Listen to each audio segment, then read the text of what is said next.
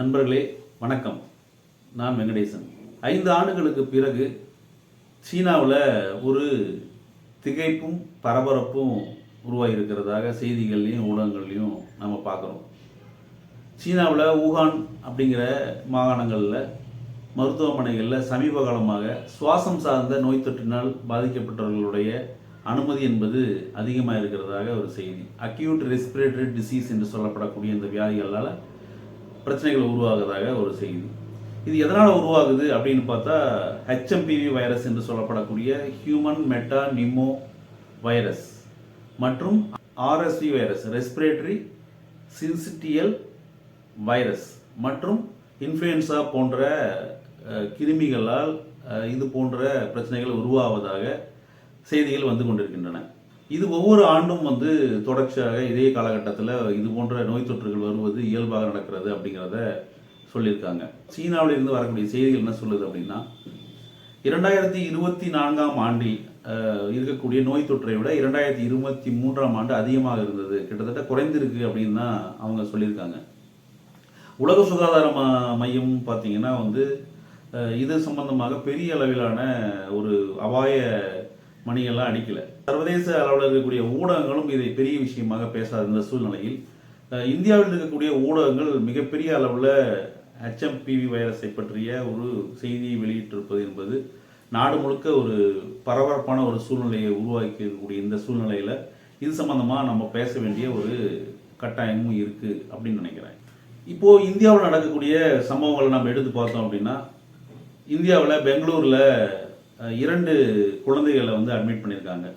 அதில் ஒரு குழந்தை 3 மாதம் டிசம்பர் மாதம் 21ஆம் தேதி அட்மிட் ஆகி 27ஆம் தேதி டிஸ்சார்ஜ் பண்ணிட்டாங்க. இன்னொரு குழந்தை 8 மாதத்துக்கு உண்டான குழந்தை ஜனவரி மாதம் 1ஆம் தேதி அட்மிட் ஆகியிருக்காங்க. 2ஆம் தேதி டெஸ்ட்டில் கன்ஃபார்ம் ஆகிட்டு கிட்டத்தட்ட 6ஆம் தேதி அல்லது 7ஆம் தேதி ஜனவரியில் அநேகமாக நம்ம பேசிகிட்டு இருக்கிற நேரத்தில் அந்த குழந்தைய டிஸ்சார்ஜ் பண்ணுறதுக்கு உண்டான வாய்ப்பு இருக்குது அப்படிங்கிறதையும் ஒரு செய்தியாக பார்த்துருக்கோம். அதே போல் குஜராத் மாநிலத்திலையும் ராஜஸ்தானிலிருந்து ட்ரீட்மெண்ட் எடுக்கிறதுக்காக வந்தவங்களை ஐடென்டிஃபை பண்ணி HMPV வைரஸ் இருப்பதாக ஒரு குழந்தைக்கு இருப்பதாக அங்கேயும் டிடெக்ட் பண்ணி ட்ரீட்மெண்ட் போயிட்டு இருக்கிறதாக ஒரு செய்தி வந்திருக்கு.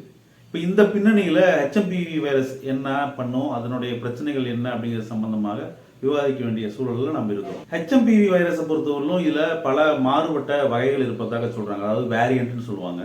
இந்தியாவில் கண்டுபிடிக்கப்பட்ட HMPV வைரஸினுடைய வகை என்பது இந்திய தன்மை வாய்ந்ததாகவும் இந்தியன் வேரியண்ட்னு சொல்கிறாங்க. இதை இதுவரையில் சீனாவில் இருந்த அந்த வேரியண்ட்டோட எந்த விதமான கம்பேரிசனும் நம்ம பண்ணவில்லை, ஆனால் இங்கே இருப்பது வேறு அப்படிங்கிற ஒரு செய்தியும் சொல்லியிருக்காங்க. பொதுவாக எந்த மாதிரியான சிம்டம்ஸ்லாம் இருக்குதுன்னா சளி, காய்ச்சல், இருமல் அதிகமாக இருக்கக்கூடிய சிம்டம்ஸ்லாம் இருக்குது அப்படின்னு சொல்கிறாங்க. அதே போல் பொதுவாக யார் பாதிக்கப்படுறாங்கன்னா 65 வயதிற்கு அதிகமானவர்கள், வயதானவர்கள், இது நோய் எதிர்ப்பு சக்தி குறைவாக உள்ளவர்களும் 5 வயதிற்கு குறைவாக, குறிப்பாக பச்சை குழந்தைகள் அதிகமாக பாதிக்கப்படுவதாகவும் செய்திகள் சொல்கிறாங்க. ஆஸ்மா போன்ற நுரையீரல் சார்ந்த பிரச்சனைகள் இருக்கக்கூடியவர்களும் இந்த HMPV வைரஸ்னால் கொஞ்சம் கூடுதலாக பாதிப்பதற்குண்டான வாய்ப்பு இருக்குது. COPD என்று சொல்லப்படக்கூடிய கிரானிக் அப்ஸ்ட்ரக்டிவ் பல்மனரி டிசீஸ் என்ற நுரையீரல் சார்ந்த பிரச்சனையையும் இந்த பிரச்சனையை அதிகமாக பாதிப்பதற்குண்டான வாய்ப்பு இருக்குன்னு சொல்கிறாங்க.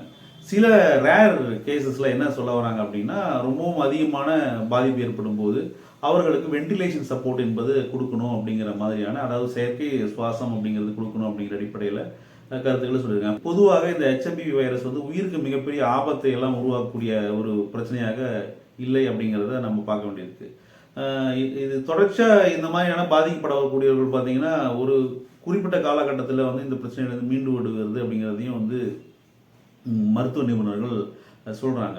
பல பகுதியில் இருக்கக்கூடிய குழந்தைகள் நல மருத்துவர்களுடைய அவங்களுடைய அறிக்கையில் என்ன சொல்கிறாங்க அப்படின்னா பொதுவாக இந்த தொற்று நோய் தொற்று அப்படிங்கிறது ஜூலை ஆகஸ்ட் மாதங்களில் டிசம்பர் ஜனவரி மாதத்திற்குள்ளே இந்த பிரச்சனைங்கிறது ஓரளவுக்கு சரியாகிவிடும். இது ஒரு சீசனலான பிரச்சனை தான் அப்படிங்கிறத சொல்லியிருக்காங்க. உலக நாடுகள் எல்லாத்துலேயுமே இந்த நோய் தொடர்ச்சியாக பரவிட்டு தான் இருக்குது, இருந்துகிட்டே தான் இருக்குது பல ஆண்டுகளாக. ஆனால் அது ஒரு குறிப்பிட்ட காலகட்டத்தில் போவது என்பது சாதாரணமாக நடக்கக்கூடிய விஷயம்தான். இது எப்படி பரவுது அப்படின்னு பார்த்தா பொதுவாக இருமல், தும்மல் போன்ற நம்மளுடைய செயல்பாட்டினாலும் தொடுவதன் மூலமாக பரவுது. அதே மாதிரி வைரஸ் இருக்கக்கூடிய இன்ஃபெக்டட் ஏரியாவை அதில் எக்ஸ்போஸ் ஆனவங்க தொடர்ச்சியாக தன்னுடைய வாய், கண், மூக்கு போன்ற பகுதிகளை தொடுவதன் மூலமாக இந்த ஹெச்எம்பிவி வைரஸ் பரவுவதாக சொல்கிறாங்க. இதுவரை வந்து தடுப்பு மருந்துகள் எதுவும் கண்டுபிடிக்கப்படவில்லை. அதே மாதிரி இந்த ஹெச்எம்பிவி வைரஸ் இன்ஃபெக்ஷனுக்கு ட்ரீட்மெண்ட் அப்படிங்கிறது எதுவும் கிடையாது. மேனேஜ்மெண்ட் என்று சொல்லுவார்கள். அதற்கு இருக்கக்கூடிய சிம்டமேட்டிக்காக நம்ம வந்து காய்ச்சலோ சளியோ இருமலோ இருக்கும்போது அதற்குரிய மருந்துகள் கொடுக்கப்பட்டு அவர்களுக்கு வந்து உரிய நிவாரணம் வழங்கப்படுவதே வழிய இதை வந்து தீர்ப்பதற்கு உண்டான மருந்துகள் இதுவரை கண்டுபிடிக்கப்படவில்லைங்கிறது தான் நமக்கு முன்னாடி இருக்கக்கூடிய செய்தி. இது வந்து பொதுவாக வந்து ஆர்டிபிசிஆர் என்று சொல்லப்படக்கூடிய டெஸ்ட்டில் கண்டுபிடிக்கலாம் அப்படிங்கிற ஒரு தகவலும் சொல்கிறாங்க. இந்தியாவை பொறுத்த அளவில் பெரிய அளவுக்கு பரிசோதனை செய்யக்கூடிய அந்த ஆக்சசிபிலிட்டிங்கிறது அந்த அளவுக்கு இல்லை அப்படிங்கிறது தான் நமக்கு இருக்கக்கூடிய ஒரு செய்தி. இந்த ஹெச்எம்பிவி வைரஸினுடைய வரலாறு அப்படின்னு நம்ம எடுத்து பார்த்தோம்னா 2001ஆம் ஆண்டு நெதர்லாண்டில் இது கண்டுபிடிக்கப்பட்டிருக்கு. 28 குழந்தைகள் பாதிப்பில் இருந்ததாக வந்து மருத்துவ அறிஞர்கள் சொல்கிறாங்க. ஹெச்எம்பிவி வைரஸ் உருவாகி கிட்டத்தட்ட 119லிருந்து 133 ஆண்டுகள் வரை இருக்கலாம் அப்படிங்கிற ஒரு தகவலையும் வந்து சொல்கிறாங்க. ஹெச்எம்பிவி வைரஸை வகையாக பிரிக்கும்போது அதுலேயே A1, A2, B1, B2 என்று 4 வகைகளாகவும் பிரிக்கிறாங்க. இது உலகம் முழுக்க பல ஆண்டுகளாக இருந்து கொண்டு தான் இருக்கிறது. இப்போ இது ஒன்றும் எந்த விதத்துலையுமே புதியது அல்ல அப்படிங்கிறதையும் பல மருத்துவ நிபுணர்களும் நம்மளுடைய அரசாங்கத்தினுடைய அறிக்கைகளும் தொடர்ச்சியாக சொல்லி வருது. இப்போ நம்ம இது சம்பந்தமாக என்ன முடிவுக்கு வர வேண்டியிருக்கு அப்படின்னா, நம்ம முன்னாடி இருக்கக்கூடிய முக்கியமான சேலஞ்ச் என்ன அப்படின்னா, இந்த ஹெச்எம்பிவி வைரஸை கண்டறியக்கூடிய உரிய பரிசோதனை முறைகளையும் பரிசோதனை கூடங்களையும் அதிகப்படுத்துவது என்பது நம் முன்னாடி இருக்கக்கூடிய முக்கிய கடமையாக இருக்கிறது. இது எந்த விதமான பெரிய அபாய நிலையையும் உருவாக்குவது இல்லை அப்படிங்கிறதும், தேவையில்லாமல் பதற்றத்தை உருவாக்கி கொள்ள வேண்டிய அவசியம் இல்லை என்பதையும் நம்ம சொல்லக்கூடிய இதே நேரத்தில் கூடுதலான கவனத்தோடு இருக்க வேண்டிய அந்த காலத்தில் இருக்கிறோங்கிறத எந்த விதமான மாற்று கருத்தும் இருக்க முடியாது. எனவே குழந்தைகள், பெரியோர்கள் மற்றும் நோய் தொற்றுக்கு அதிகமாக வாய்ப்புள்ளவர்களும் இதர தரப்பு மக்களும் வந்து நம்மால் முடிந்த அளவுக்கு கைகளை நன்றாக கழுவுவது, முடிஞ்ச வரை வந்து ஹைஜீனாக இருப்பது அப்படிங்கிற அந்த விஷயத்தை நாம் கடைபிடிக்க வேண்டும். உங்களுடைய கருத்தை கமெண்ட் பாக்ஸில் நீங்கள் வந்து இட வேண்டும் என்பதை நான் கேட்டுக்கொள்கிறேன். நன்றி. வெங்கடேசன்.